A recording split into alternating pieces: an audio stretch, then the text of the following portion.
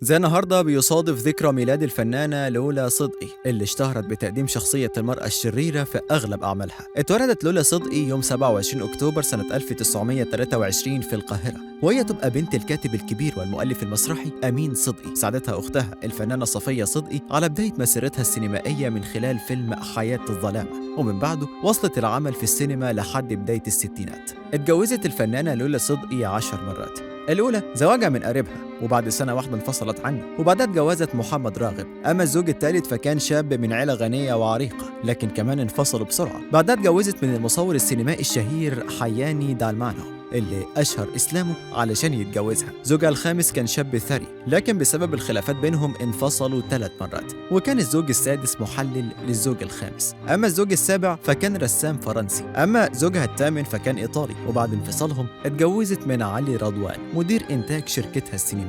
وبعد انفصالهم اتجوزت من رجل أعمال أرميني قابلته في لبنان، وبعدها سافروا وعاشوا في روما. وقت مشاركتها في فيلم المليونيرة الصغيرة، وكان الفيلم أول مشاركة سينمائية لرشدي أباظة، اتنبأت وقتها الأولى لرشدي إنه هيبقى نجم معروف بعد ما وقعت في غرامه، وترددت إشاعات إنهم اتجوزوا في السر. رحلت الفنانة لولا صدقي عن عالمنا يوم 8 مايو سنة 2001 في إيطاليا عن عمر ناهز 77 سنة. برأيك هل لو كانت الفنانة لولا صدقي كملت مسيرتها الفنية في مصر كانت هتبقى نجمة مشهورة